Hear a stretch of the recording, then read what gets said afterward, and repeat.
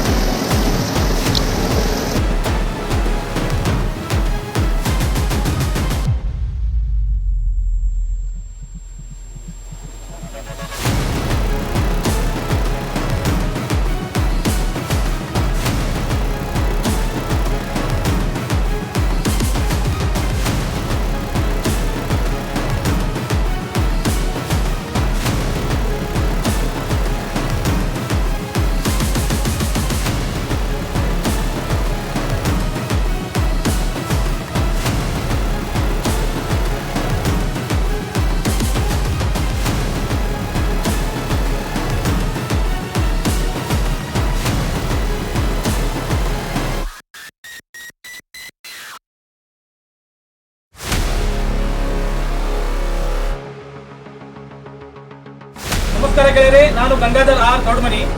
ಬೆಳಗಾವಿಯ ದಕ್ಷಿಣ ಕ್ಷೇತ್ರದ ನಾಗ್ಪೈ ಸರ್ಕಲ್ ಇಂದ ಸ್ವಲ್ಪ ಮುಂದೆ ಬಂದರೆ ಹನುಮಾನ ಮಂದಿರ ಇದ್ದು, ಅದರ ಎದುರುಗಡೆ ಸಮಗಾರ್ ಓಣಿ ಅಂತ ಇತ್ತು. ಇಲ್ಲಿ ಮಳೆ ಬಂದರೆ ಇಲ್ಲಿ ವಾಸಿಸುತ್ತಿರುವ ಜನರು ನರಕ ಯಾತ್ರೆ ಅನುಭವಿಸುತ್ತಿದ್ದಾರೆ.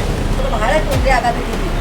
ನಿನ್ನೆ ಮಳೆ ಬಂದರೆ ಎಲ್ಲ ನೀರೆಲ್ಲ ನಾವು ತುಂಬಿಟ್ಟಿದ್ದೆ, ನಮ್ಮ ಬಟ್ಟೆ ಎಲ್ಲ ತೊಂದರೆ ಎಲ್ಲ ಚೆನ್ನಾಗಿತ್ತು. ಅಷ್ಟು ಮಳೆ ಬಂದರೆ ನಮ್ದೆಲ್ಲ ಮನೆಯಲ್ಲಿ ನೀರು ಬರೋದಿತ್ತು, ಎಲ್ಲ ವ್ಯವಸ್ಥೆ ಮಾಡಬೇಕ್ರಿ ನಾವು.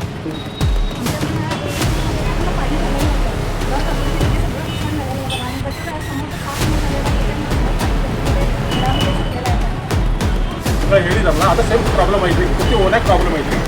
ಎರಡನೇ ಸಲ ಆಗಿದ್ರಿ, ಇಲ್ಲ ಹತ್ತನೇ ತೋರಿಸಿದಾಗ ಎರಡನೇ ಸಲ ಆಗಿದ್ರಿ ಇದು ಪ್ರಾಬ್ಲಮ್. ಇನ್ನೂ ಕೂಡ ಯಾರು ಬಂದಿಲ್ಲ, ಕರ್ಕೊಂಡ್ ಯಾರು ಒಂದೊಂದು ಬಂದ ಇದು ವಿಸಿಟ್ ಕೊಟ್ಟಾರ ಅದು ಮಾಡ್ತಾರೆ ಅಂತ ಕೇಳಿದ್ರು. ಕರ್ಕೊಂಡ್ರೆ ಯಾರು ಬಂದಿಲ್ಲ, ಯಾರು ಬಂದಿಲ್ಲ. ಇದು ಯಾವಾಗಿಂದ ಪ್ರಾಬ್ಲಮ್ ಆಗೈತ್ರಿ? ಈ 15 ವರ್ಷಕ್ಕೆ ಒಂದು 2 ಸಲ ಬಂದೈತ್ರಿ ನೀರು ಮನೆಗೆ. ಅದು ನೀರು ಬರ್ಲಿಕ್ಕೆ ಕಾರಣ ಏನ್ರಿ? ಅದಲ್ಲ ಈಗ ರೋಡ್ ಒಳಗಿಂದ ಬ್ಲಾಕೇಜ್ ಐತ್ರಿ, ಪೂರಾ ಚರಂಡಿಗಳು ಎಲ್ಲ ಬ್ಲಾಕೇಜ್ ಐತ್ರಿ. ಅದೇನು ಕ್ಲೀನ್ ಮಾಡುವಂತ ಈಗ ನೀವು ಬಂದಾರ ಅವ್ರು ಏನು ಮಾಡಕ್ಕೆ ಯಾರಿಗೆ ಗೊತ್ತು, ಅವ್ರು ಏನು ಮಾಡುವಂತ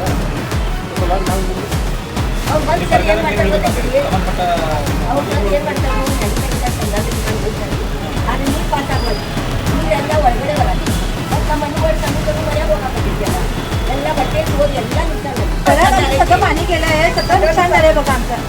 सगळं डबे पिठाचे डबे, तांदूळ, सगळे कपडे सगळं नदी झाले बघा. पूर्ण कपाट काय करा, व्यवस्था काय तर करा आता आम्हाला. सगळं घरात पाणी झालं, 2 तास झाले बघा. 2 तास पाणी घरात गेलं आमच्या.